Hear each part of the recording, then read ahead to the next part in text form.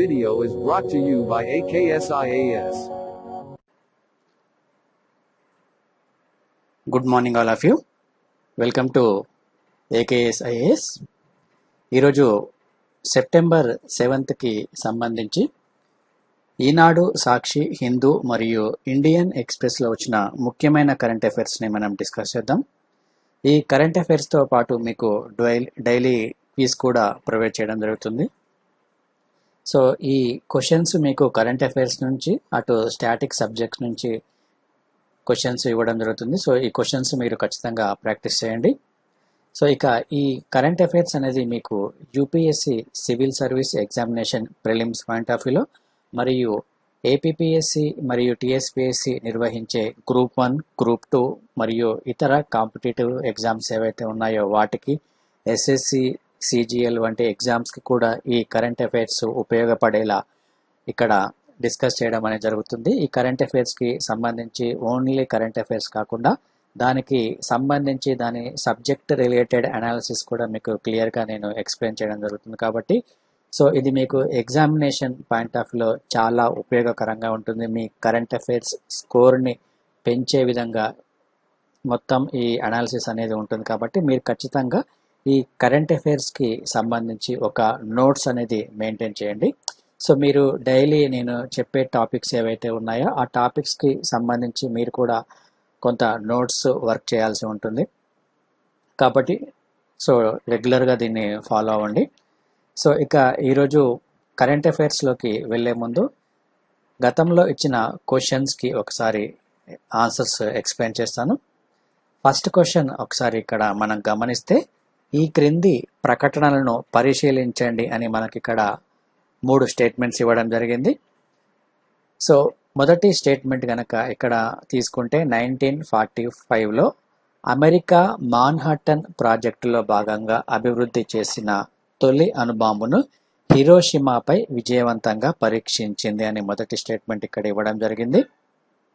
ఇక రెండవ స్టేట్మెంట్ గనక మనం తీసుకుంటే ఆగస్ట్ 6వ తేదీని నాగసాకి డేగాను, 9వ తేదీని హిరోషిమా డేగాను ఆచరిస్తున్నారని సెకండ్ స్టేట్మెంట్ ఇవ్వడం జరిగింది. ఇక మూడవ స్టేట్మెంట్ అణ్వాయుధ దాడి తర్వాత హిరోషిమాలో విరబోసిన తొలి పువ్వు ఓలియాండర్ అని మూడవ స్టేట్మెంట్ ఇవ్వడం జరిగింది.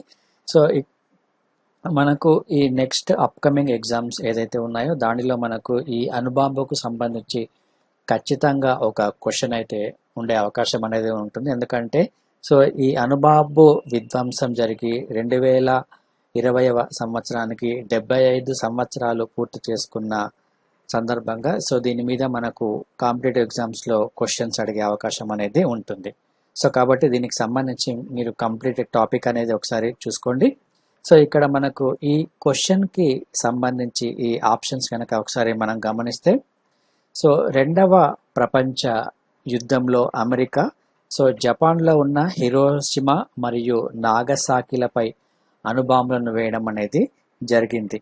అయితే 1945వ సంవత్సరంలో జూలై 16వ తేదీన అమెరికా ఈ మాన్హాటన్ అనే ప్రాజెక్టులో భాగంగా అభివృద్ధి చేసిన తొలి అణుబాంబును విజయవంతంగా పరీక్షించింది. అయితే ఇక్కడ హిరోషిమాపై పరీక్షించలేదు కాబట్టి ఇది రాంగ్ స్టేట్మెంట్. సో ఇక్కడ న్యూ మెక్సికోలో ఉన్న ఆల్ మొగోర్టో ప్రాంతంలోని ట్రినిటీ పరీక్ష కేంద్రంలో ఇక్కడ అణుపరీక్ష అనేది విజయవంతమయ్యింది. ఇది గుర్తుంచుకోవాలి. ఇక్కడ ట్రినిటీ పరీక్ష కేంద్రం అనేది గుర్తుంచుకోండి. సో ఆ తర్వాత ఆగస్ట్ 6వ తేదీన మరియు 9వ తేదీన హిరోషిమా మరియు నాగసాకిలపై ఈ అణుబాంబును వేయడం జరిగింది అమెరికా. అయితే ఇక్కడ మీరు ఒక అంశాన్ని గుర్తుంచుకోవాలి. ముందుగా ఈ అణుబాంబు వేయాలని సో అమెరికా కొన్ని నగరాలను కూడా సెలెక్ట్ చేసుకోవడం జరిగింది. ఆ నగరాల పేర్లు వచ్చేసి కొకురా, హిరోషిమా, యకోహామా మరియు నిగటా, క్యోటో నగరాలపై బాంబులు వేయాలని సో అమెరికా ముందుగా ఒక ప్రణాళికను రూపొందించింది. అయితే ఈ జపాన్ యొక్క మిలిటరీ కేంద్రం అనేది హిరోషిమాలో ఉంది. సో ఆ తర్వాత అమెరికా ఈ హిరోషిమా మరియు నాగసాకిలపై అణుబాంబులను వేయాలని భావించి సో 1945 ఆగస్టు 6వ తేదీన హిరోషిమాపై, అదేవిధంగా ఆగస్ట్ 9వ తేదీన నాగసాకిపై ఇక్కడ అణుబాంబులు వేయడం జరిగింది. సో ఆగస్ట్ 6వ తేదీ మరియు ఆగస్ట్ 9వ తేదీ. సో ఇక్కడ మనకు సెకండ్ స్టేట్మెంట్ కనుక చూసుకుంటే ఆగస్ట్ 6వ తేదీన నాగసాకి అని ఇవ్వడం జరిగింది, కాదు ఇక్కడ హిరోషిమా ఆగస్ట్ 6వ తేదీన, 9వ తేదీన నాగసాకిపై ఈ అణుబాంబులు ప్రయోగించడం అనేది జరిగింది. కాబట్టి ఆగస్ట్ 6వ తేదీని హిరోషిమా డేగాను, ఆగస్ట్ 9వ తేదీని నాగసాకి డేగాను ఆచరించడం అనేది జరుగుతుంది. కాబట్టి ఈ సెకండ్ స్టేట్మెంట్ కూడా మనకు రాంగ్ స్టేట్మెంట్గా చెప్పుకోవచ్చును. సో ఇక్కడ అణుబాంబు వేసిన తర్వాత దాదాపుగా ఇక్కడ మరణించిన వారి సంఖ్య 1.40 లక్షలు ఉండవచ్చని ఒక అంచనాను కూడా వేయడం జరిగింది. సో చాలా పెద్ద ఎత్తున ప్రాణ నష్టం అనేది సంభవించింది. ప్రాణ నష్టము మరియు ఆస్తి నష్టం అనేది చాలా పెద్ద ఎత్తున సంభవించింది ఇక్కడ. సో ముఖ్యంగా ఈ అణుబాంబుని ఇక్కడ ప్రయోగించిన తర్వాత ఇక్కడ ఏమైందంటే ఎక్కువగా రేడియో ధార్మికత అనేది ఎక్కువగా వెలువడింది. సో ఈ రేడియో ధార్మికత ప్రభావం కారణంగా ఇక్కడ ఉన్న ప్రజలపై ఆరోగ్యపరమైన సమస్యలు చాలా ఎక్కువగా తలెత్తాయి. ముఖ్యంగా ఇక్కడ చాలా మంది ప్రజల్లో క్యాన్సర్ అనేది ఎక్కువగా ప్రబలిందని చెప్పుకోవచ్చును ఈ అణుబాంబు విధ్వంసం తర్వాత. సో అక్కడ ఈ అణ్వాయుధ దాడి జరిగిన తర్వాత హిరోషిమాలో విరబూసిన తొలి పువ్వు వచ్చేసి ఓలియాండర్. ఇది మనకు కరెక్ట్ స్టేట్మెంట్. కాబట్టి మనకి ఇక్కడ ఆన్సర్ వచ్చేసి సి మాత్రమే కరెక్ట్ సమాధానంగా మనం గుర్తుంచుకోవాలి. సో కాబట్టి మళ్ళొకసారి చెప్తున్నా, ఈ టాపిక్ ఏదైతే ఉందో ఈ హిరోషిమా నాగసాకి అణుబాంబు ఇన్సిడెంట్, దీనికి సంబంధించి పూర్తి సమాచారం అనేది మీ దగ్గర ఉండాలి. సో కాబట్టి మీరు దీనికి సంబంధించి నోట్స్ అనేది ఒక దగ్గర రాసుకొని పెట్టుకోండి. ఎందుకంటే 75 ఇయర్స్ కంప్లీట్ అయిన సందర్భంలో ఖచ్చితంగా క్వశ్చన్స్ అడిగే అవకాశం అనేది ఉంటుంది. కాబట్టి గుర్తుంచుకోండి ఈ టాపిక్ని. సో ఇక సెకండ్ క్వశ్చన్ కనుక ఒకసారి మనం ఇక్కడ గమనిస్తే, ఐక్యరాజ్య సమితిలో అత్యంత శక్తివంతమైన భద్రతా మండలికి తాత్కాలిక సభ్య దేశాలకు జరిగిన ఎన్నికల్లో భారత్ ఘన విజయం సాధించింది అనేది మొదటి స్టేట్మెంట్. ఇది ఇటీవల మనకు కరెంట్ అఫైర్స్లో వచ్చింది. సో ఇది కరెక్ట్ స్టేట్మెంట్. ఇది భారత్ భద్రతా మండలికి ఎన్నిక కావడం ఇది 8వ సారి. ఐక్యరాజ్య సమితిలో భారత శాశ్వత మిషన్లో ఆర్ రవీంద్రన్ సంయుక్త కార్యదర్శిగా భారత్ నియమించింది. ఇవన్నీ ఇటీవల వచ్చిన కరెంట్ అఫైర్స్ సంబంధించిన టాపిక్ ఇది. కాబట్టి ఇందులో మనకు ఈ 3 స్టేట్మెంట్స్ అనేది కరెక్ట్ స్టేట్మెంట్స్. సో ఇటీవల ఐక్యరాజ్య సమితిలో అత్యంత కీలకమైన భద్రతా మండలి ఏదైతే ఉందో సో అందులో తాత్కాలిక సభ్య దేశాలకు ఇటీవల ఎన్నికలు జరిగాయి. సో ఈ ఎన్నికల్లో భారతదేశం ఘన విజయం సాధించడం జరిగింది. సో మొత్తం 193 సభ్య దేశాలు కలిగిన ఈ భద్రతా దీన్నే సెక్యూరిటీ కౌన్సిల్ అంటారు. సో ఈ సెక్యూరిటీ కౌన్సిల్లో దాదాపుగా భారతదేశానికి అనుకూలంగా 184 ఓట్లు పోలవడం జరిగింది. సో ఇక్కడ జరిగిన ఈ ఎన్నికల్లో ఆసియా పసిఫిక్ ప్రాంతం కేటగిరీకి సంబంధించి భారతదేశము ఎన్నికవడం అనేది జరిగింది.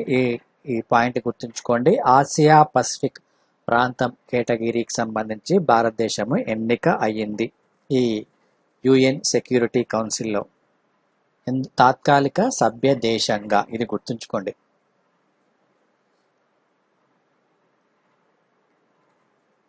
సో ఈ ఎన్నికలతో పాటుగా భారతదేశంతో పాటు ఐర్లాండ్, మెక్సికో మరియు నార్వే దేశాలు కూడా ఎన్నికవడం అనేది జరిగింది. So America, Britain, France, Russia, China ఈ 5 దేశాలు ఏవైతే ఉన్నాయో సో ఈ 5 దేశాలు ఈ యుఎన్ సెక్యూరిటీ కౌన్సిల్లో శాశ్వత సభ్య దేశాలుగా కొనసాగుతున్నాయి. సో మిగిలిన దేశాలు ఏవైతే ఉన్నాయో మిగిలిన దేశాల సభ్యత్వం కోసము ప్రతి 2 సంవత్సరాలకు ఒకసారి ఈ ఎన్నికలు అనేవి నిర్వహించడం అనేది జరుగుతుంది.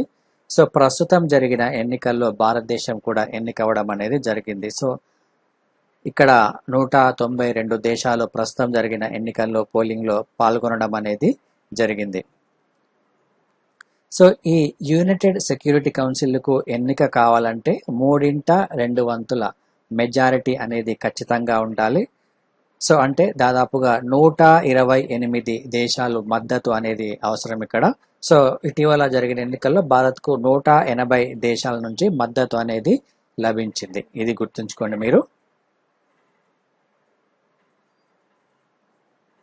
సో భారతదేశం ఈ యునైటెడ్ సెక్యూరిటీ కౌన్సిల్లో ఎన్నిక అయిన తర్వాత సో ఐక్యరాజ్య సమితిలో తన యొక్క గళాన్ని మరింత బలంగా వినిపించాల్సిన అవసరం అనేది ఉంది. సో దానికి తగ్గట్లుగా భారత ప్రభుత్వం కూడా కొన్ని చర్యలను తీసుకుంది. సో ఈ యునైటెడ్ సెక్యూరిటీ కౌన్సిల్ యొక్క వ్యవహారాలను సమన్వయం చేసేందుకు ఒక కౌన్సిలర్ను కూడా నియమించడంతో పాటు భారత్ యొక్క పనితీరును విదేశాంగ మంత్రి ఎవరైతే ఉన్నారో సుబ్రహ్మణ్యం జయశంకర్, సో ఇతను ప్రతి నెల స్వయంగా సమీక్షించడం అనేది జరుగుతుంది. సో అందులో భాగంగానే ఈ ఐక్యరాజ్య సమితి యొక్క ఈ శాశ్వత మిషన్లో ఆర్ రవీంద్రను ఒక సంయుక్త కార్యదర్శిగా భారత్ నియమించడం అనేది జరిగింది. అదేవిధంగా ప్రతీక్ మాథుర్ ఇతన్ని ఇక్కడ ఉన్న వ్యవహారాలను పర్యవేక్షించేందుకు కౌన్సిలర్గా నియమించడం అనేది జరిగింది. ఈ నేమ్స్ గుర్తుంచుకోండి. సో ఇక్కడ ఆర్ రవీంద్రను సంయుక్త కార్యదర్శిగా నియమించింది, ప్రతీక్ మాథుర్ను కౌన్సిలర్గా నియమించడం అనేది జరిగింది. ఈ నేమ్స్ చాలా చాలా ఇంపార్టెంట్. సో ఇక్కడ మనకు ఈ క్వశ్చన్కి సమాధానం వచ్చేసి అన్నీ కరెక్ట్ కాబట్టి 4th కరెక్ట్ సమాధానంగా మనం పరిగణించాలి. ఇక థర్డ్ క్వశ్చన్ ఒకసారి చూద్దాం. సో ఈ క్రింది వాటిలో బాస్మతి బియ్యానికి సంబంధించి ఏ ఏ రాష్ట్రాలకు భౌగోళిక గుర్తింపు అనేది ఉంది? సో ఇక్కడ భౌగోళిక గుర్తింపు అనేది మనకు చాలా చాలా ఇంపార్టెంట్. సో దీని గురించి మనకు ఖచ్చితంగా ఒక క్వశ్చన్ అయితే వస్తుంది ప్రతి ఎగ్జామ్లో. సో ఈ బాస్మతి రైస్కి సంబంధించి భౌగోళిక గుర్తింపు ఏ ఏ రాష్ట్రాలకు వచ్చిందని ఒకసారి మనం గమనిస్తే పంజాబ్, హర్యానా, ఢిల్లీ, హిమాచల్ ప్రదేశ్, ఉత్తరాఖండ్ అండ్ వెస్ట్రన్ ఉత్తరప్రదేశ్ సంబంధించి ఈ బాస్మతి రైస్కు సంబంధించి భౌగోళిక గుర్తింపు అనేది వచ్చింది. దాంతోపాటు ఈ జమ్మూ అండ్ కాశ్మీర్లో ఉన్న కొన్ని జిల్లాలకు కూడా ఈ భౌగోళిక గుర్తింపు అనేది లభించింది. సో ఇందులో మనకు వచ్చేసి పంజాబ్, హర్యానా, ఉత్తరాఖండ్ ఇది కరెక్ట్ సమాధానం. కాబట్టి మనకు ఆన్సర్ వచ్చేసి ABCగా గుర్తుంచుకోవాలి. ఇక నెక్స్ట్ క్వశ్చన్ కనుక ఒకసారి మనం గమనిస్తే సరయూ నదికి సంబంధించి ఈ క్రింది వాటిని పరిశీలించండి అని ఇక్కడ 3 స్టేట్మెంట్స్ ఇవ్వడం జరిగింది. ఈ నది హిమాలయాల్లోని మానస సరోవరంలో జన్మిస్తుంది. ఈ నది ఉత్తరాఖండ్ మరియు ఉత్తరప్రదేశ్ రాష్ట్రాల గుండా ప్రవహిస్తుంది. ఈ నదీ తీరంలో అయోధ్య అనేది ఉంది. సో ఇందులో మనకు కరెక్ట్ సరికాని వాటిని గుర్తించండి అని కింద మనకు 4 ఆప్షన్స్ ఇవ్వడం జరిగింది. సో ఇందులో ఈ నదికి సంబంధించి ఈ నది ఏదైతే ఉందో ఈ సరయూ నది హిమాలయాల్లో ఉన్న మానస సరోవరంలో ఈ నది అనేది జన్మిస్తుంది కాబట్టి ఇది మనకు కరెక్ట్ స్టేట్మెంట్. సో ఈ నది ఉత్తరాఖండ్ మరియు ఉత్తరప్రదేశ్ రాష్ట్రాల గుండా ప్రవహిస్తుంది. ఇది కూడా కరెక్ట్ స్టేట్మెంట్. సో ఈ నదీ తీరంలో అయోధ్య అనేది ఉంది. సో ఇది కూడా మనకు కరెక్ట్ స్టేట్మెంట్. ఇక్కడ సరికాని వాటిని గుర్తించడని ఇవ్వడం జరిగింది కాబట్టి సో మనకు ఆన్సర్ వచ్చేసి ఇది 4వది కరెక్ట్ అవుతుంది. ఇక లాస్ట్ క్వశ్చన్ చూద్దాం. ఇటీవల వార్తల్లో ప్రముఖంగా వచ్చిన ఆస్ట్రాఖాన్ ఏ దేశంలో ఉంది? సో ఇది ఇటీవల మనకు న్యూస్లో రావడం జరిగింది. సో ఏ దేశంలో ఉంది? ఆఫ్ఘనిస్తాన్, లెబనాన్, రష్యా లేకపోతే ఇండోనేషియా. సో ఈ ఆస్ట్రాఖాన్ అనేది మనకు రష్యాలో ఉంది. సో దీనికి సంబంధించి ప్రస్తుతం ఈ సెప్టెంబర్ నెలలో ఒక సైనిక విన్యాసం అనేది ఇక్కడ ఈ ఆస్ట్రాఖాన్ అనే ప్లేస్లో జరుగుతుంది కాబట్టి సో ఈ ప్లేస్ అనేది మనకు చాలా చాలా ఇంపార్టెంట్. సో కవాకాస్ 2020 అనే ఒక సైనిక విన్యాసం అనేది ఇక్కడ ఈ రష్యాలో ఉన్న ఈ ఆస్ట్రాఖాన్ అనే ప్రదేశంలో జరుగుతుంది. సో ఇటీవల ఈ కవకాస్ 2020 అనే సైనిక విన్యాసం నుంచి భారత్ కూడా వైదొలగడం జరిగింది. సో యాక్చువల్గా భారత్ ఈ సైనిక విన్యాసంలో పాల్గొనాలని ముందుగా భావించినప్పటికీ ఆ తర్వాత పలు కారణాల వలన భారత్ వైదొలగడం అనేది జరిగింది. కాబట్టి ఇది మనకు ఎగ్జామినేషన్ పాయింట్ ఆఫ్ లో చాలా చాలా ఇంపార్టెంట్. ఆస్ట్రఖాన్ ఇది రష్యాలో ఉంది. ఇక్కడ జరుగుతున్న సైనిక విన్యాసం పేరు వచ్చేసి కవకాస్ 2020. ఇది గుర్తుంచుకోండి. సో ఇక నెక్స్ట్ టాపిక్ గనక మనము గమనిస్తే government suspends FCRA clearance of 4 Christian groups అని కూడా మనకు ఒక ప్రధానమైన వార్త రావడం జరిగింది. సో మనకు ఎగ్జామినేషన్ పాయింట్ ఆఫ్ లో ఇక్కడ ముఖ్యమైన కీవర్డ్ వచ్చేసి ఈ FCRA అనేది ఫారిన్ కంట్రిబ్యూషన్ రెగ్యులేషన్ యాక్ట్ అనేది మనకు చాలా చాలా ఇంపార్టెంట్. సో ప్రస్తుతం ఈ చట్టాన్ని ఉల్లంఘిస్తున్నారనే నేపథ్యంతో ఇక్కడ మొత్తం 6 NGOs ఏవైతే ఉన్నాయో ఆ 6 NGOs కి సంబంధించి లైసెన్స్ ని రద్దు చేయడం అనేది జరిగింది. సో ఇదొకసారి మీరు ఎగ్జామినేషన్ పాయింట్ ఆఫ్ లో గుర్తుంచుకోండి. ఈ FCRA చట్టానికి సంబంధించి కూడా మీరు ఒకసారి బ్యాక్గ్రౌండ్ చూసుకుంటే మీకు ఇది ఈజీగా అర్థమవుతుంది. సో ఇందులో ఉన్న ముఖ్యమైన ఆర్గనైజేషన్స్ నేమ్స్ కూడా ఇక్కడ ఇవ్వడం జరిగింది. సో దీనిని ఎవరు సస్పెండ్ చేశారంటే యూనియన్ హోమ్ మినిస్ట్రీ, కేంద్ర హోం మంత్రిత్వ శాఖ ఈ లైసెన్స్లని సస్పెండ్ చేయడం అనేది జరిగింది. అందులో 4 వచ్చేసి క్రిస్టియన్ అసోసియేషన్స్ కూడా ఉన్నాయి. సో ఈ FCRA లైసెన్స్ అది ఏదైతే ఉందో ఈ FCRA లైసెన్స్ యొక్క ప్రధానమైన ఉద్దేశం ఏమిటంటే సో విదేశాల నుంచి నిధులను పొందడానికి ఈ స్వచ్ఛంద సంస్థలు ఈ లైసెన్స్ అనేది ఖచ్చితంగా తీసుకోవాలి. సో విదేశీ ఆర్థిక ప్రధాన నియంత్రణ అని అంటారు దీన్ని, ఫారిన్ కాంట్రిబ్యూషన్ రెగ్యులేషన్ యాక్ట్ చట్టం ప్రకారము. సో ఇక్కడ వీరు ఖచ్చితంగా నమోదు చేసుకోవాల్సిన అవసరం ఉంటుంది. ఎందుకంటే విదేశాల నుంచి విరాళాలను వీరు సేకరిస్తున్నారు కాబట్టి ఆ నిబంధనలకు అనుగుణంగానే వీరు విరాళాలను సేకరించాల్సిన అవసరం అనేది ఉంటుంది. కాబట్టి సో ఒకవేళ వీటిని ఉల్లంఘిస్తే వీటిని సస్పెండ్ చేసే అధికారము యూనియన్ హోమ్ మినిస్ట్రీకి ఉంటుంది. ఇది గుర్తుంచుకోండి. సో ఇక్కడ 4 గ్రూప్స్ వచ్చేసి సో ఎక్రీ సోషల్ నార్త్ వెస్టర్న్ ఇది జార్ఖండ్లో ఉంది, ఎవాంజలికల్ చర్చెస్ అసోసియేషన్ మణిపూర్లో ఉంది, నార్థన్ ఎవాంజలికల్ లూథర్న్ చర్చ్ ఇది జార్ఖండ్లో ఉంది, న్యూ లైఫ్ ఫెలోషిప్ అసోసియేషన్ ఇది ముంబైలో ఉంది. ఇవి 4 క్రిస్టియన్ అసోసియేషన్స్ ఇవి. సో వీటి యొక్క లైసెన్స్ అనేది ప్రస్తుతం రద్దు చేయడం అనేది జరిగింది.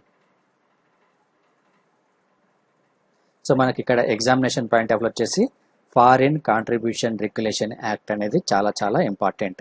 సో గతంలో గనక అనేక సంస్థలపై ఈ FCRA చట్టం ప్రకారం చర్యలు తీసుకోవడం జరిగింది. సో ముఖ్యంగా మనకు ఎక్కువగా వార్తల్లో వచ్చింది గ్రీన్ పీస్ ఇండియా అనే స్వచ్ఛంద సంస్థపై. సో గతంలో కూడా ఈ నిధులను అక్రమంగా తరలిస్తున్నారు అనే నేపథ్యంతో ఆ కంపెనీని కూడా గతంలో సస్పెండ్ చేయడం అనేది జరిగింది. సో ముఖ్యంగా ఇవి ఈ కొన్ని రకాల స్వచ్ఛంద సంస్థలు, అన్ని రకాల స్వచ్ఛంద సంస్థలు కాదు, కొన్ని రకాల స్వచ్ఛంద సంస్థలు మాత్రమే సో ఈ విదేశీ నిధులను అక్రమంగా భారతదేశంలోకి తీసుకువస్తున్న నేపథ్యంలో సో ఈ FCRA చట్టాన్ని మరింతగా అమలు చేయాలని కూడా భారత ప్రభుత్వం గతంలో నిర్ణయం తీసుకోవడం అనేది జరిగింది.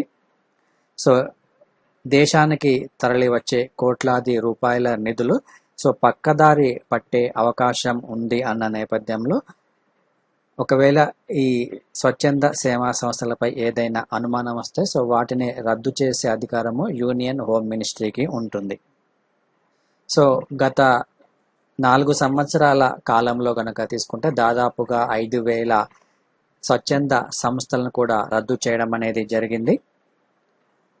సో ఇక్కడ ఈ విదేశీ కాంట్రిబ్యూషన్ రెగ్యులేషన్ యాక్ట్ అనేది 1976వ సంవత్సరంలో ఈ చట్టాన్ని తీసుకురావడం అనేది జరిగింది. భారతదేశంలో NGOలు ఇతరులకు లేకపోతే నిర్దిష్ట వ్యక్తులు లేదా సంఘాలు అందించిన విదేశీ సహకారం ఏదైతే ఉందో సో ఆ విదేశీ సహకారాన్ని కంట్రోల్ చేయడానికి అంటే నియంత్రించడానికి ఈ చట్టాన్ని తీసుకురావడం అనేది జరిగింది.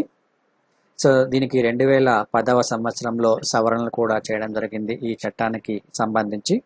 సో ఇది మనకు ఎగ్జామినేషన్ పాయింట్ ఆఫ్ లో ఇంపార్టెంట్, గుర్తుంచుకోండి. సో ఇక నెక్స్ట్ టాపిక్ తీసుకుంటే Iran India discuss Afghan piece process. So Iran మరియు ఇండియాలో ఒక చర్చలు అనేవి కొనసాగించే బయోలేటరల్ కోఆపరేషన్లో భాగంగా, ద్వైపాక్షిక సహకారంలో భాగంగా ఇండియా మరియు ఇరాన్ రక్షణ శాఖ మంత్రుల మధ్య కొన్ని చర్చలు అనేవి కొనసాగాయి. సో వారు తమ యొక్క అభిప్రాయాలను కూడా షేర్ చేసుకోవడం జరిగింది. ఏ అంశాలపై అంటే రీజనల్ సెక్యూరిటీ ఇష్యూస్, సో ప్రాంతీయ భద్రతా సమస్యలపై, మరియు శాంతి మరియు సుస్థిరత్వం ఆఫ్ఘనిస్తాన్లో ఉండే అంశంపై కూడా చర్చలు అనేవి కొనసాగాయి. సో ఇరాన్ రక్షణ శాఖ మంత్రి వచ్చేసి అమీర్ హటామీతో భారత రక్షణ శాఖ మంత్రి రాజ్నాథ్ సింగ్ భేటీ అవ్వడం జరిగింది. సో ఇందులో ముఖ్యంగా ద్వైపాక్షిక సహకారము, ప్రాంతీయ భద్రతతో పాటు ఆఫ్ఘనిస్తాన్లో ఉన్న ప్రస్తుత పరిస్థితి, ఇతర అంశాలపై కూడా చర్చించడం అనేది జరిగింది. సో రాజ్నాథ్ సింగ్ ఈ షాంఘై కోఆపరేషన్ ఆర్గనైజేషన్ నిర్వహించిన మినిస్ట్రీ సదస్సు ఏదైతే ఉందో రష్యాలో జరిగిన సదస్సుకు హాజరై సో తిరిగి వస్తున్న నేపథ్యంలో ఇతను ఇరాన్లో ఈ చర్చలు అనేది కొనసాగించడం అనేది జరిగింది. సో భవిష్యత్తులో వీటిపై మరింతగా నిర్ణయాలు తీసుకునే అవకాశం అనేది ఉంటుంది ఇరు దేశాల మధ్య. సో సత్సంబంధాలు కొనసాగే అవకాశం అనేది కూడా ఉంటుంది. ఎందుకంటే సో గతంలో మీకు ఆల్రెడీ ఎక్స్ప్లెయిన్ చేశాను, ఇరాన్ అనేది ఎక్కువగా చైనా వైపు మొగ్గు చూపుతున్న నేపథ్యంలో ఈ చర్చలు అనేవి చాలా కీలకంగా మనం పేర్కొనవచ్చును.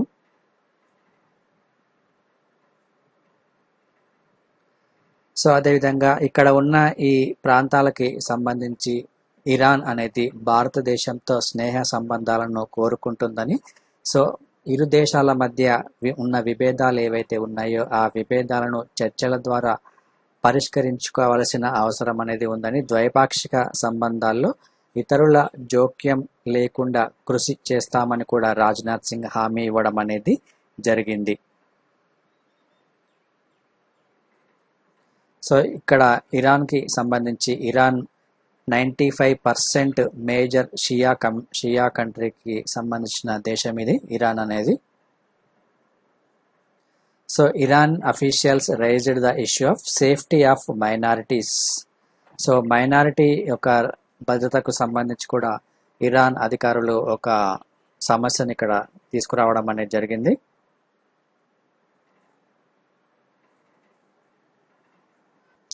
సో ఇక నెక్స్ట్ టాపిక్ గనక తీసుకుంటే కేశవానంద భారతికి సంబంధించి. So Kesavananda Bharati a saviour of constitution. So మనకు సాధారణంగా ఈ భారత రాజ్యాంగం చదువుకుంటున్న సమయంలో ఈ కేశవానంద భారతి అనేది మనకు చాలాసార్లు టాపిక్ అనేది వస్తుంది. సో ఇది మనకు ఎగ్జామినేషన్ పాయింట్ ఆఫ్ లో కూడా చాలా చాలా ఇంపార్టెంట్. ప్రస్తుతం ఈ కేశవానంద భారతి ఎవరైతే ఉన్నారో అతను చనిపోవడం అనేది జరిగింది. సో మన రాజ్యాంగం యొక్క మౌలిక స్వరూపాన్ని మార్చే హక్కు అనేది పార్లమెంటుకు లేదు అంటూ సుప్రీంకోర్టు ఇచ్చిన తీర్పు ఏదైతే ఉందో ఆ తీర్పు అనేది ఒక సంచలనం అని మనం చెప్పుకోవచ్చును. భారత రాజ్యాంగ చరిత్ర కనుక ఒకసారి మనం కంప్లీట్గా చూసుకుంటే గత 75 సంవత్సరాల నుంచి సో ఈ సుప్రీంకోర్టులో ఇచ్చిన ఈ కేశవానంద భారతి కేసు ఏదైతే ఉందో ఇది అనేక సంచలనాలను కలిగించడం అనేది జరిగింది. కాబట్టి సో మనకు ఇక్కడ పాలిటీ పరంగా ఈ కేశవానంద భారతికి సంబంధించి మీరు బ్యాక్గ్రౌండ్ అనేది ఒకసారి చూసుకోవాలి. సో ప్రస్తుతం ఇతను కేరళ రాష్ట్రానికి చెందిన ఈ కేశవానంద భారతి చనిపోవడం అనేది జరిగింది ఇక్కడ. సో ఇతను గత 50 సంవత్సరాల నుంచి కేరళలో ఉన్న ప్రఖ్యాత ఎదనీర్ మఠాధిపతి, ఈ పేరు గుర్తుంచుకోండి, ఎదనీర్ మఠాధిపతి ఇతను కేశవానంద భారతి. సో ఇతను ఈ ఎదనీర్కి మఠాధిపతిగా ఉన్నాడు. ఇది ఎక్కడ ఉందంటే కేరళలో ఉంది. ఇది కూడా గుర్తుంచుకోండి ఎగ్జామినేషన్ పాయింట్ ఆఫ్ వ్యూలో.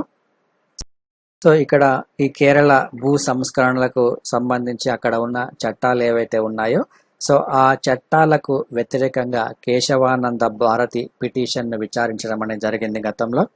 సో పార్లమెంటుపై రాజ్యాంగం యొక్క సాధికారితను స్పష్టం చేస్తూ గతంలో సుప్రీంకోర్టు ఒక కీలకమైన తీర్పును అనేది ప్రకటించడం అనేది జరిగింది. దాన్నే మనము Kesavananda Bharati versus Kesavananda Bharati versus state of Kerala కేసుగా మనం చెప్పుకోవడం జరుగుతుంది. సో ఇది చాలా చాలా ఇంపార్టెంట్. ఇది భూ సంస్కరణలకు సంబంధించి పార్లమెంటుపై రాజ్యాంగ సాధికారతకు సంబంధించిన కేసు. ఇది చాలా చాలా ఇంపార్టెంట్. సో ఈ సంచలన తీర్పులో దాదాపుగా మొత్తం 13 మంది సభ్యుల ధర్మాసనం అనేది తన యొక్క తీర్పును వెలువరించడం అనేది జరిగింది. సో ఇంత పెద్ద మొత్తంలో 13 మంది కూడా ఒకే ధర్మాసనంలో ఉండడం అనేది కూడా ఒక సంచలనమైన విషయంగా గతంలో సుప్రీంకోర్టు ప్రస్తావించడం అనేది జరిగింది. సో ఈ తీర్పు కనుక ఒకసారి మనం తీసుకుంటే, రాజ్యాంగం యొక్క మౌలిక స్వరూపం యొక్క పరిరక్షణ బాధ్యత ఏదైతే ఉందో ఆ బాధ్యత అనేది సుప్రీంకోర్టు యొక్క బాధ్యతగా మారడం అనేది జరిగింది ఈ కేసుకు సంబంధించి. సో రాజ్యాంగానికి సవరణలు చేసేందుకు పార్లమెంటుకున్న అపరిమితమైన అధికారానికి సో ఒక అడ్డుకట్ట పడిందని కూడా మనం చెప్పుకోవచ్చును ఈ కేసు ద్వారా, ఈ కేశవానంద భారతి కేసు ద్వారా. పార్లమెంటు ఏదైనా చట్టానికి సవరణలు గనక చేస్తే ఆ చేసిన సవరణలను సమీక్షించే అధికారాన్ని సుప్రీంకోర్టుకు కూడా ఇవ్వడం అనేది జరిగింది. కాబట్టి ఇది మనకు ఎగ్జామినేషన్ పాయింట్ ఆఫ్ వ్యూ, అదేవిధంగా ఈ పాలిటీలో చాలా చాలా ఇంపార్టెంట్ కేసు ఇది. సో ఇక్కడ ఇచ్చిన తీర్పు ప్రకారము రాజ్యాంగాన్ని సవరించవచ్చు, కానీ రాజ్యాంగం యొక్క మౌలిక స్వరూపం, దీన్నే బేసిక్ స్ట్రక్చర్ అని అంటారు. సో కాన్స్టిట్యూషన్ బేసిక్ స్ట్రక్చర్ అంటారు. ఈ రాజ్యాంగం యొక్క మౌలిక స్వరూపాన్ని సవరించడం కుదరదు అని ఈ కేశవానంద భారతి కేసులో సుప్రీంకోర్టు ఒక తీర్పుని ఇవ్వడం అనేది జరిగింది. ఈ కేసు 1973వ సంవత్సరంలో జరిగింది, ఈ కేశవానంద భారతి కేసు అనేది. సో ఇక్కడ ఈ భూ సంస్కరణల చట్టాలు ఏవైతే ఉన్నాయో ఈ చట్టాలకు సంబంధించి కేరళ ప్రభుత్వము ఈ ఎదనీర్ మఠం ఏదైతే ఉందో, సో ఇతను పీఠాధిపతిగా ఉన్న ఈ ఎదనీర్ మఠానికి సంబంధించి భూమి వివాదంలో ఆ భూమిని స్వాధీనం చేసుకోవడాన్ని సవాలు చేస్తూ ఈ కేశవానంద భారతి సో ఫస్ట్ ఈ కేరళ హైకోర్టులో ఒక పిటిషన్ వేయడం అనేది జరిగింది. సో ఆ పిటిషన్ వేసిన తర్వాత ఇతను పాక్షికంగా ఆ కేసులో విజయం సాధించారు. అయితే అక్కడ 29వ రాజ్యాంగ సవరణ ద్వారా ఈ పార్లమెంటు కేరళ భూ సంస్కరణ చట్టానికి రక్షణ కల్పించడం అనేది జరిగింది. సో దీంతో ఈ కేశవానంద భారతి ఏం చేశాడంటే సుప్రీంకోర్టుకు వెళ్ళడం జరిగింది ఈ భూ సంస్కరణలకు సంబంధించి. సో పార్లమెంటు చేసిన ఈ 29వ రాజ్యాంగ సవరణను సమర్థిస్తూ సుప్రీంకోర్టు తీర్పునివ్వడం జరిగింది. అదేవిధంగా మనకు రాజ్యాంగంలో ఈ 9వ షెడ్యూల్ ఏదైతే ఉందో ఈ 9వ షెడ్యూల్లో ఇక్కడ చేర్చిన ఈ కేరళ తీసుకువచ్చిన ఈ భూ సంస్కరణల చట్టాలకు సంబంధించి రాజ్యాంగంలోని ఆర్టికల్ 31B అధికరణ కింద రక్షణ లభించడాన్ని కూడా ఈ సుప్రీంకోర్టు సమర్థించడం జరిగింది. అయితే అదే సమయంలో ఆర్టికల్ 368 అనేది కూడా వార్తల్లో వచ్చింది. సో అప్పుడే ఈ 1973 ఆ సమయంలో. సో ఇక్కడ ఈ అధికరణ ప్రకారము రాజ్యాంగాన్ని సవరించే అధికారము పార్లమెంటుకు ఉన్నప్పటికీ రాజ్యాంగం యొక్క మౌలిక స్వరూపంలో మార్పులు చేసే అధికారం మాత్రం పార్లమెంటుకు లేదు అని కూడా స్పష్టం చేయడం అనేది జరిగింది సుప్రీంకోర్టు. సో రాజ్యాంగం యొక్క మౌలిక స్వరూపానికి సంబంధించి లౌకికత, ప్రజాస్వామ్యం అందులో భాగమని కూడా ఇక్కడ ఈ కేసులో స్పష్టం చేయడం అనేది జరిగింది. సో ఈ తీర్పు తర్వాత కాలంలో అనేక రాజ్యాంగ సవరణలు కొట్టివేయడానికి కూడా ఈ కేశవానంద భారతి కేసు అనేది ఒక ల్యాండ్ మార్క్ జడ్జిమెంట్ గా నిలిచిపోయిందని చెప్పవచ్చు ఇక్కడ. సో ఇక్కడ మరొక యాంగిల్ కనుక ఒకసారి మనం చూసుకుంటే ఎగ్జామ్లో ఏ విధంగా అడుగుతారంటే, సో ఈ కేసుకు సంబంధించి ఈ కేసు విచారణ జరుగుతున్నప్పుడు అక్కడ సుప్రీంకోర్టు యొక్క ప్రధాన న్యాయమూర్తి ఎవరు అని అడిగే అవకాశం ఉంటుంది. సో అప్పుడు ప్రధాన న్యాయమూర్తిగా ఉన్నది జస్టిస్ సర్వమిత్ర సిక్రీ ప్రధాన న్యాయమూర్తిగా ఉన్నారు. సో మొట్టమొదటిసారిగా ఇక్కడ 13 మందితో కూడిన న్యాయమూర్తులతో ఒక రాజ్యాంగ ధర్మాసనం అనేది ఏర్పాటు అవ్వడం అనేది జరిగింది. సో ఇంత ఎక్కువ మందితో రాజ్యాంగ ధర్మాసనం ఏర్పడడం కూడా ఇదే మొట్టమొదటిసారి. సో ఈ కేసు యొక్క విచారణ వచ్చేసి దాదాపుగా 68 రోజుల పాటు విచారణ అనేది కొనసాగింది 1970 రెండవ సంవత్సరంలో దాదాపుగా ఈ కేసుకి సంబంధించి మొత్తం 703 పేజీల తీర్పు అనేది వెలువరించడం అనేది జరిగింది.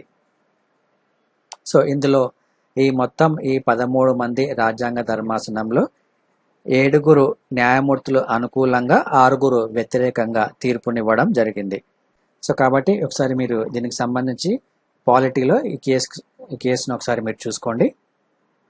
సో ఇక నెక్స్ట్ టాపిక్ గనక తీసుకుంటే, మోఫ్లా రైట్స్ నాట్ ఫ్రీడమ్ ఫైటర్స్ అని ఒక ప్రధానమైన వార్త కనిపిస్తుంది. సో మనకు ఆధునిక భారత చరిత్ర చదువుకునేటప్పుడు ఈ మోఫ్లా తిరుగుబాటు గురించి మనం చదువుకుంటాం. ఇది కూడా కేరళలో సంభవించిన ఒక తిరుగుబాటు. సో ప్రస్తుతం ఈ మోఫ్లాకి సంబంధించి అక్కడ ఎవరైతే ఇందులో పాల్గొన్నారో సో వారికి సంబంధించి వార్త అనేది ప్రధానంగా ఇక్కడ వార్తల్లో వచ్చింది. సో దానికి సంబంధించి Indian council of historical research అనేది ఒక నివేదికను సమర్పించింది. అందులో ఈ మోఫ్లా రెబలియన్కి సంబంధించి కొంతమంది వ్యక్తుల పేర్లను తొలగించాలి అని ఇక్కడ ఈ నివేదిక ముఖ్యంగా పేర్కొనడం జరిగింది. సో ఇటీవల దీనికి సంబంధించి the book dictionary of the matrix India's freedom struggle 1957-1947 అనే బుక్ అనేది ఇటీవల ప్రధానమంత్రి నరేంద్ర మోడీ విడుదల చేయడం అనేది జరిగింది. సో ఇక్కడ ఈ బుక్లో ఉన్న 5వ వాల్యూమ్లో సో ఇక్కడ ఈ మోఫ్లా తిరుగుబాటులో పాల్గొన్న నాయకులు ఎవరైతే ఉన్నారో ఆ నాయకుల యొక్క పేర్లను తొలగించాలి అని సో ప్రస్తుతం ఇక్కడ ఒక నివేదిక అనేది ఇవ్వడం జరిగింది. సో మనకు ఎగ్జామినేషన్ పాయింట్ ఆఫ్ లో ఒకసారి మనకి బ్యాక్గ్రౌండ్ కూడా చూసుకోవాలి. ఎందుకంటే ఈ మోఫ్లా రిబెలియన్ అనేది మనకు 2021వ సంవత్సరం నాటికి 100 సంవత్సరాలు పూర్తి చేసుకుంటున్న సందర్భంగా మనకు ఎగ్జామ్లో క్వశ్చన్ అడిగే అవకాశం అనేది ఉంటుంది. సో కేరళలో ఉన్న మలబార్ ప్రాంతంలో మోఫ్లా ముస్లిం రైతులు హిందూ అగ్రకులాలకు చెందిన నంబూద్రి నాయర్ భూస్వాములకు వ్యతిరేకంగా అనేక తిరుగుబాట్లను చేయడం అనేది జరిగింది. సో ఖిలాఫత్ ఉద్యమం కూడా ఈ మోఫ్లా తిరుగుబాటుకి అండగా సపోర్టును ఇవ్వడం అనేది జరిగింది. ఖిలాఫత్ ఉద్యమము కాంగ్రెస్ ఖిలాఫత్ ఉద్యమ నాయకులైన మహదేవన్ నాయర్, గోపాల మీనన్ మరియు యాకూబ్ హసన్లను అరెస్టు చేయడంతో ఈ ఉద్యమం అనేది మరింత హింసాత్మకంగా మారిందని చెప్పవచ్చును. సో 1921 ఆగస్టు 20వ తేదీన సో పోలీసులు ఇక్కడ తిరురంగడై అనే మసీదుపై దాడి చేయడంతో మోఫ్లాలు పోలీస్ స్టేషన్లు, ప్రభుత్వ కార్యాలయాలు మరియు భూస్వాముల ఇళ్లను ధ్వంసం చేయడం అనేది జరిగింది. సో ఆ తర్వాత 1921 డిసెంబర్ నాటికి సో దాదాపుగా 10,000 మంది మోఫ్లాలు హత్యకు గురవడం అనేది జరిగింది. సో ఇక్కడ దీనికి సంబంధించి మనకు ప్రధానమైన అంశం ఎందుకు ఇక్కడ వచ్చిందంటే సో ఇక్కడ వీరు ఆ మోఫ్లా తిరుగుబాటు సమయంలో హిందువులను హత్య చేశారు అనే కారణంతో ప్రస్తుతం వారి యొక్క పేర్లను ఇక్కడ తొలగించాలని అనుకుంటున్నారు. సో హజీ ఇతను మోఫ్లా లీడర్గా చెప్పుకోవచ్చును. సో ఇతను హిందూ మెన్ అండ్ ఉమెన్ చంపారని అభియోగాలు వచ్చాయి ఇతని మీద. సో దానికి సంబంధించి ప్రస్తుతం 1921లో జరిగిన ఈ తిరుగుబాటులో ఇతను హిందువులకు సంబంధించి కొంతమందిని చంపివేసి సో ఒక పెద్ద బావిలో పడవేశాడని, సో ఆ బావి పేరు వచ్చేసి ఇక్కడ తువుకూర్ కినార్ అని అంటారు. ఇది గుర్తుంచుకోండి. సో ఇక్కడ వీరిని చంపివేసి అక్కడ పడవేసిన నేపథ్యంలో సో ఇతను హిందువుల వ్యతిరేకి అన్న నేపథ్యంతో ఇతన్ని లిస్టులో నుంచి తొలగించాలి అని ప్రస్తుతం ఈ నివేదిక అనేది బయటకు రావడం అనేది జరిగింది. సో ఇక నెక్స్ట్ టాపిక్ చూసుకుంటే ఇది ఆరోగ్యానికి ఒక గుర్తింపు అని. So national digital health machine అని గతంలో మనకు వార్త రావడం జరిగింది. దేశంలో ఉన్న ప్రజలు ఎవరైతే ఉన్నారో ఆ ప్రజలందరికీ సంబంధించిన ఆరోగ్య వివరాలను సేకరించేందుకు సో ఈ డిజిటల్ హెల్త్ మిషన్ని తీసుకురావడం జరిగింది భారత ప్రభుత్వం. సో దీనికి సంబంధించి వివరాలను కూడా ఇక్కడ ఇవ్వడం జరిగింది. సో ఇక్కడ వివరాలను సేకరించే క్రమంలో ప్రతి ఒక్క వ్యక్తికి ఒక నెంబర్ను కేటాయించడం అనేది జరుగుతుంది. సో ఇక్కడ ఈ నెంబర్ను ఇచ్చే సమయంలో అక్కడ వారి యొక్క వ్యక్తిగత వివరాల్లో వ్యక్తుల యొక్క ఆర్థిక స్థితి మరియు వారి యొక్క లైంగిక జీవితం, కులం, మతం, వ్యక్తిగత, మానసిక మరియు ఆరోగ్య అంశాలను కూడా ఈ జాబితాలో చేర్చనుంది. సో వారి యొక్క జన్యు సమాచారము, బయోమెట్రిక్ సమాచారము, medical records, credit, debit cards వంటి సమాచారాన్ని కూడా ఈ నేషనల్ డిజిటల్ హెల్త్ మిషన్లో భాగంగా తీసుకురానున్నారు. సో దీనికి సంబంధించి రైట్ టు ప్రైవసీకి సంబంధించి కూడా పలు కీలకమైన అంశాలను కూడా భారత ప్రభుత్వం పరిగణలోకి తీసుకుంది. సో ఈ వ్యక్తిగత సమాచారం అనేది బయటకు వెళ్లకుండా సో దానికి సంబంధించి సాంకేతిక పరిజ్ఞానాన్ని కూడా అభివృద్ధి చేయనుంది భారత ప్రభుత్వం. సో దీనినే జాతీయ డిజిటల్ హెల్త్ ఎకో సిస్టమ్ కింద ఈ డేటాను కేంద్ర, రాష్ట్ర, స్థానికంగా 3 దశల్లో నిక్షిప్తం చేయనుంది. సో ఒకసారి వ్యక్తుల నుంచి ఈ సమాచారాన్ని సేకరించిన తర్వాత సో దీన్ని మొత్తం ఒక సెంట్రలైజ్డ్గా భద్రపరచడం అనేది జరుగుతుంది. సో ఎవరైనా ఈ సమాచారాన్ని తీసుకునే అవకాశం అనేది ఉండదు. సో దీనిని వైలేట్ చేసే అధికారం, మిస్యూజ్ చేసే అవకాశం అనేది ఉండదు. సో ఈ సమాచార భద్రత అనేది ఇక్కడ అత్యంత సెక్యూరిటీతో కూడి ఉంటుంది ఈ సమాచారం అనేది. సో ఒకవేళ ఈ నెంబర్ అనేది లేకపోతే వారికి వైద్యం నిరాకరించవచ్చా అంటే సో అది ఇందులో చేరడం వ్యక్తిగత ఇష్టమని, సో గుర్తింపు సంఖ్య లేదన్న కారణంతో వైద్యం నిరాకరించరాదు అని కూడా ఇక్కడ పేర్కొనడం అనేది జరిగింది. సో ఇక నెక్స్ట్ టాపిక్ తీసుకుంటే సరిహద్దుల్లో తాజా వివాదం ఇక్కడే అని. సో దీనికి సంబంధించి ఆల్రెడీ మీకు ఇక్కడ ఎక్స్ప్లెయిన్ చేయడం జరిగింది. ప్యాంగాంగ్ సరస్సుకు సంబంధించి భారత సైనిక శిబిరము ప్రస్తుతము ఈ ఫింగర్స్ ఏవైతే ఉన్నాయో ఈ ఫింగర్స్ 8 వరకు భారత్ తమ భూభాగంలో భాగమని చెప్తుంది. అయితే 1962లో చైనాతో యుద్ధం జరిగిన తర్వాత ఈ ఫింగర్ 8 ఏదైతే ఉందో ఈ ఫింగర్ 8 వరకే చైనా యొక్క భూభాగం అనేది ఉంది. సో చైనా క్రమక్రమంగా ఫింగర్ 4 వరకు తన యొక్క సైన్యాన్ని మోహరించడం అనేది జరిగింది. అయితే ఇక్కడ ఈ ఫింగర్ 4 అనేది చాలా చాలా ఇంపార్టెంట్. ఎందుకంటే ఈ ఫింగర్ 4 నుంచే ఈ వాస్తవాధీన రేఖ, లైన్ ఆఫ్ యాక్చువల్ కంట్రోల్ అనేది ఈ ఫింగర్ 4 నుంచే వెళ్తుంది. కాబట్టి ఈ ఫింగర్ 4 వద్ద కొంతమేరకు ప్రస్తుతం ఉద్రిక్త పరిస్థితి నెలకొందని చెప్పవచ్చును. సో అయితే ఈ ఫింగర్ 4 నుంచి ఫింగర్ 8 మధ్య వరకు చైనా దాదాపుగా 8 కిలోమీటర్ల మేర ఆక్రమించింది. ఇక్కడ చైనా తన యొక్క సైనిక శిబిరాలను మోహరించడం అనేది జరిగింది. ఇంకా ఫింగర్ 4 నుంచి ఇంకా ఈ పరిధి అనేది ఇంకా దాటలేదు. సో ఇది మ్యాపింగ్ పాయింట్ ఆఫ్ లో చాలా చాలా ఇంపార్టెంట్. సో ఇక్కడ మనకు ఈ దక్షిణ తీరం అంటుంది ప్యాంగాంగ్ సరస్సు, ఇది ఉత్తర తీరము. ఇక్కడ చుషిల్ అనే సెక్టార్ కూడా చాలా చాలా ఇంపార్టెంట్. చుషిల్ సెక్టార్ అనేది ఈ లైన్ ఆఫ్ యాక్చువల్ కంట్రోల్ మధ్య గుండా వెళ్తుంది. అదేవిధంగా ఈ తాంకుంగ్ ప్లేస్ మరియు స్పాంగిల్ గ్యాప్, సో ఇది పర్వత మార్గం అనేది ఈ స్పాంగిల్ గ్యాప్ అనేది. సో ఇక్కడ ఈ స్పాంగిల్ సరస్సు అనేది కూడా ఉంటుంది. సో ఇది మనకు జాగ్రఫీ పాయింట్ ఆఫ్ లో చాలా ఇంపార్టెంట్. దీన్ని మ్యాపింగ్ చాలా గుర్తుంచుకోండి, ఖచ్చితంగా క్వశ్చన్స్ అడిగే అవకాశం అనేది ఉంటుంది. సో మొత్తం ఈ ప్యాంగాంగ్ యొక్క పొడవు వచ్చేసి 135 కిలోమీటర్లుగా ఉంటుంది, వెడల్పు 6 కిలోమీటర్లుగా ఉంటుంది. సో ఈ ప్యాంగాంగ్ అనేది భారత్లోని లడాక్ సరిహద్దు ప్రాంతంలో ఉంది, కొంతమేరకు టిబెట్ ప్రాంతంలో కూడా ఉంది. సో అందువలన ఇక్కడ ఈ సరస్సు పేరు వచ్చేసి 2 భాషల సమ్మిళితంగా ఉంటుంది, ప్యాంగాంగ్ అని. సో లడాఖ్కి భాషలో ఇది ఒక విస్తృత పుటాకారత్వం అని అర్థం. సో అంటే టిబెట్ భాషలో సరస్సు అని అర్థం.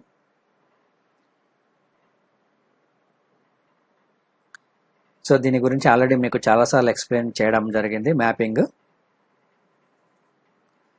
ఇక నెక్స్ట్ టాపిక్ కనుక తీసుకుంటే ఇది ఆంధ్రప్రదేశ్ రాష్ట్రానికి సంబంధించి ఈఓడిబి ర్యాంకుల్లో, ఈజ్ ఆఫ్ డూయింగ్ బిజినెస్ ర్యాంకుల్లో ప్రథమ స్థానం కైవసం చేసుకున్న రాష్ట్రం అని ఆంధ్రప్రదేశ్ రాష్ట్రం ఇక్కడ ఇవ్వడం జరిగింది. సో ఇక్కడ మనకు ఈ ర్యాంకింగ్ అనేది చాలా చాలా ఇంపార్టెంట్. టాప్ 20 రాష్ట్రాలు, కేంద్రపాలిత ప్రాంతాలు, first place Andhra Pradesh, second place Uttar Pradesh, third ప్లేస్లో తెలంగాణ, ఫోర్త్ ప్లేస్లో మధ్యప్రదేశ్, ఫిఫ్త్ ప్లేస్లో జార్ఖండ్ అనేది ఉంది.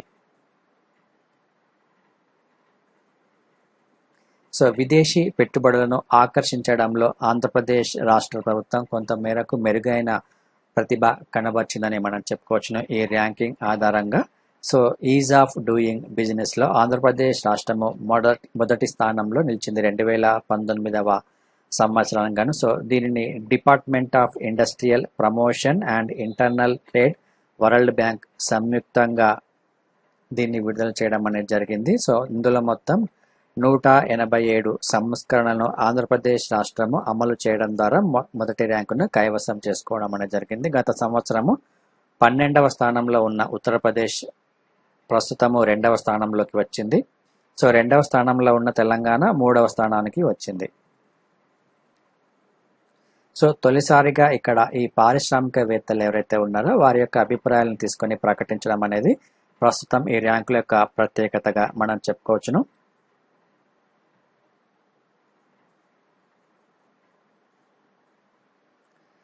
ఆత్మ నిర్భర్ భారత్ కేంద్ర ప్రభుత్వం ఇటీవల ప్రకటించడం అనేది జరిగింది. సో ఇందులో కోవిడ్-19 వలన దెబ్బతిన్న పారిశ్రామిక రంగం ఏదైతే ఉందో దానిని ఆదుకోవడానికి అత్యధికంగా వినియోగించుకున్న రాష్ట్రంగా ఆంధ్రప్రదేశ్ రికార్డును సాధించడం జరిగింది.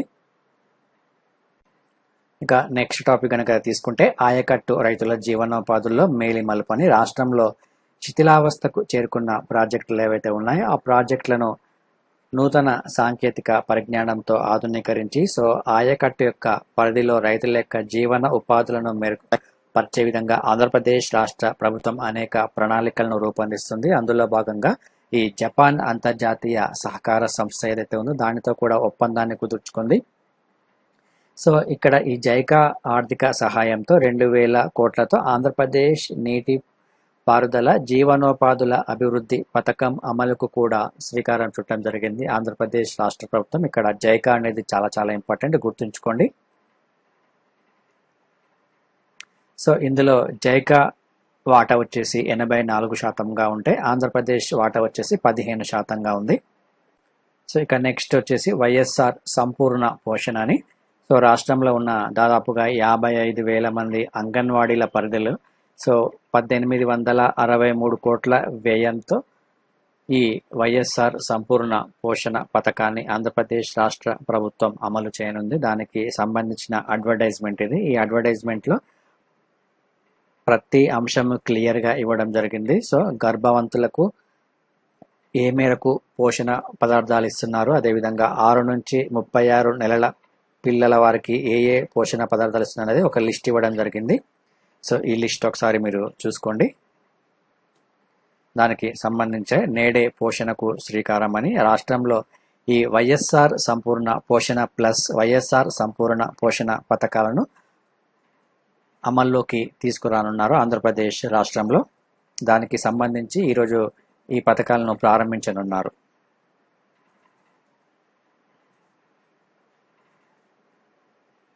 సో ఈ పథకాల ద్వారా అంగన్వాడీ కేంద్రాలు ఏవైతే ఉంటాయో ఆ కేంద్రాలను బలోపేతం చేయడంతో పాటు ఇక్కడ గర్భిణులు, బాలింతలు, చిన్నారులకు పౌష్టికమైన ఆహారాన్ని ఇవ్వడము, అదేవిధంగా చిన్నారుల ఆరోగ్యాన్ని కూడా పరిరక్షించడం అనేది కూడా ప్రధానమైన లక్ష్యంతో ఈ పథకాలను ఇక్కడ ప్రవేశపెట్టడం అనేది జరుగుతుంది.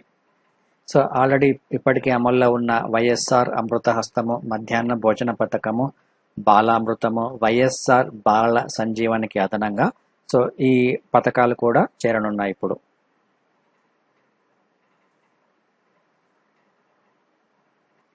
సో ఇక ఈరోజు క్వశ్చన్స్ ఒకసారి చూద్దాం. ఫస్ట్ క్వశ్చన్, పశ్చిమ నుండి తూర్పు వరకు ఈ క్రింది ప్రాంతాలను అమర్చండి. సో ఇక్కడ 4 ప్లేసెస్ ఇవ్వడం జరిగింది. సో వీటిని జియోగ్రఫీ మ్యాప్ చూసుకుంటా అమర్చండి. సెకండ్, ఆపరేషన్ బ్రీతింగ్ స్పేస్ దేనికి సంబంధించింది? భారత్, ఇజ్రాయెల్, పాకిస్తాన్, చైనా, భారత్ మరియు చైనా, అమెరికా మరియు రష్యా. థర్డ్ క్వశ్చన్, ఈ క్రింది వాటిని పరిశీలించండి. భారత రాజ్యాంగంలో ఆర్టికల్ 19 నుంచి 20 వరకు పొందుపరిచిన వ్యక్తిగత స్వేచ్ఛలకు భంగం కలిగినప్పుడు హెబియస్ కార్పస్ రిట్ను జారీ చేస్తారు. హెబియస్ కార్పస్ రిట్ను ప్రభుత్వ అధికారులకు మరియు ప్రైవేటు వ్యక్తులకు జారీ చేయవచ్చు. సో పై వాక్యాలలో సరికాని వాటిని గుర్తించండి. సో ఇది ఈరోజు ఉన్న మనకు current affairs. So AKS IAS UPSC civil service ఎగ్జామినేషన్స్కి జనరల్ స్టడీస్ ప్రిలిమ్స్ మరియు మెయిన్స్ కోచింగ్ ఇవ్వడం జరుగుతుంది. అదేవిధంగా ప్రిలిమ్స్లో సెకండ్ పేపర్గా ఉన్న సిశాట్ పేపర్కి ప్రత్యేకమైన కోచింగ్ అనేది అవైలబుల్గా ఉంటుంది. ఇక ఆప్షనల్ సబ్జెక్ట్ కనుక ఒకసారి తీసుకుంటే ఈ ఆప్షనల్ సబ్జెక్ట్లో sociology, anthropology, political science, public administration, Geography, Telugu literature వంటి కోర్సును మీకు అందించడం జరుగుతుంది. ఇక ప్రిలిమ్స్ మరియు మెయిన్స్ టెస్ట్ సిరీస్ కూడా మీకు అవైలబుల్గా ఉంటుంది. ఏపీపీఎస్సి మరియు టీఎస్పీఎస్సికి సంబంధించి గ్రూప్ 1 మరియు గ్రూప్ 2 కోచింగ్ ఇది తెలుగు మరియు ఇంగ్లీష్ మీడియంలలో అవైలబుల్గా ఉంటుంది. ఈ కోచింగ్తో పాటు టెస్ట్ సిరీస్ కూడా మీకు ఇవ్వడం జరుగుతుంది. ఇక నెక్స్ట్ గ్రూప్ 1 మెయిన్స్కి వచ్చేసి APPSC group 1 mains test series అనేది కండక్ట్ చేయడం జరుగుతుంది ప్రస్తుతం. సో ప్రస్తుతం ఇందులో 25 టెస్టులు ఉంటాయి. ఈ 25 టెస్టులో మీకు సెక్షన్ వైజ్ టెస్టులతో పాటు ఫుల్ గ్రాండ్ టెస్టులు కూడా ఇవ్వడం జరుగుతుంది. దాంతోపాటు ఆ టెస్టులకు సంబంధించిన డిస్కషన్ వీడియోస్ కూడా మీకు ఇవ్వడం జరుగుతుంది. సో ఈ టెస్టులు మరియు ఈ కోర్సెస్కి సంబంధించిన సమాచారం కనుక మీకు కావాలి అంటే గూగుల్ ప్లేస్టోర్ నుంచి ఏకేఎస్ ఐఏఎస్ ఎడ్యునేషన్ అనే యాప్ను డౌన్లోడ్ చేసుకోండి. ఆ యాప్లో మీకు పూర్తి సమాచారం అనేది ఉంటుంది. గూగుల్ ప్లేస్టోర్ నుంచి ఏకేఎస్ ఐఏఎస్ ఎడ్యునేషన్ అనే యాప్. సో ఇక ఈరోజు ఈ కరెంట్ అఫైర్స్కి సంబంధించి ఈ పీడిఎఫ్ అనేది కూడా మీకు యాప్లో అవైలబుల్గా ఉంటుంది. సో ఇది మనకు ఈరోజు మొత్తంగా ఉన్న current affairs. Thank you friends, thank you. This video is brought to you by AKSIAS.